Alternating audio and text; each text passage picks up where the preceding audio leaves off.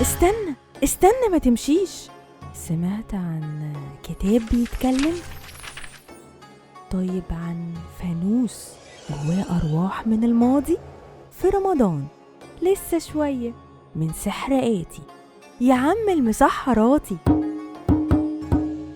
أساطير أساطير. وفعلا هنا هتسمع عن حاجات غريبة بتطير في برنامج من سحر آتي.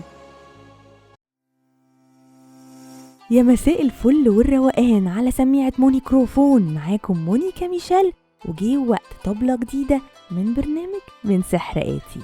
طبلة النهاردة هتاخدنا نعيش سحر أسطورة رمضانية جديدة. هنسمع حكاية شباك، شباك، بس مش شباك عادي. تعالى نعرف الحدوتة.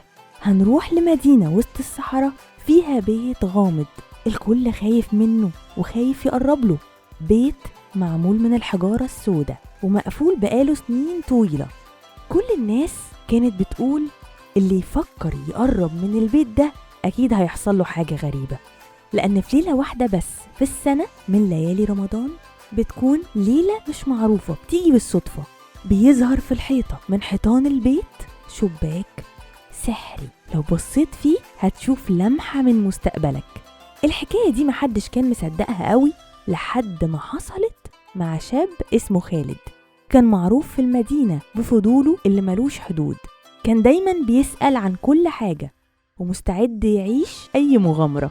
وفي ليلة وهو ماشي في الشوارع بعد الفطار شاف نور غريب جاي من بعيد، كأنه بيقوله تعالى.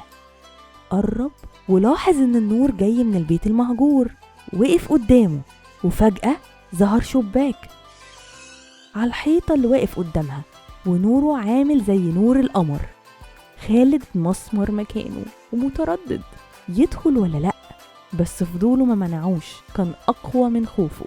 قرب وبص من الشباك، لقى حاجة غريبة. شايف نفسه، أيوة نفسه، بس بعد 10 سنين. شايف إنه واقف على قمة جبل، حواليه ناس بتسمع كلامه هو بس، وكأنه باين عليه القوة والذكاء، ولكن كان لوحده ومفيش حد حواليه، لا صحاب ولا قرايب. المنظر اختفى فجأة والشباك قفل كأنه عمره ما كان موجود. وفي اللحظة دي خالد رجع لبيته، بس مش قادر ينسى اللي شافه من كتر الصدمة. فضل يسأل نفسه، يعني أنا هنجح بس هخسر الناس اللي بحبها ولا إيه؟ أنا مش فاهم حاجة. ومن يومها قرر إنه مش هيخلي طموحه يعميه عن الناس اللي بتحبه بجد، وهو كمان بيحبهم. ومهما وصل عمره ما هينسى اللي كانوا معاه من البداية. ومن ساعتها الناس فضلت تحكي عن الشباك السحري اللي بيظهر بس في رمضان، وحظك ونصيبك في الليلة اللي هيظهر لك فيها. وإنه مش مجرد شباك عادي، ده عبارة عن فرصة يا تاخدها وتتعلم، يا تسيبها وتفضل تايه في الدنيا. قولي انت بقى، لو عندك شباك زي ده تحب تتمنى تشوف ايه من خلاله؟ حاجة عن المستقبل ولا حاجة عن الماضي ولا حاجة عايز تعيشها في عصر معين؟ قولي تحت في الكومنتس. وهنا سكت صوت طبلتنا النهاردة. استنوني بكرة في نفس الميعاد في برنامج من سحر آتي، هنعيش سحر أسطورة رمضانية جديدة الساعة 6:15 بالظبط.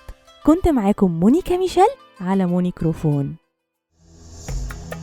من سحر آتي، من سحر آتي، من سحر آتي، من سحر آتي. هنا يوماتي من سحر آتي.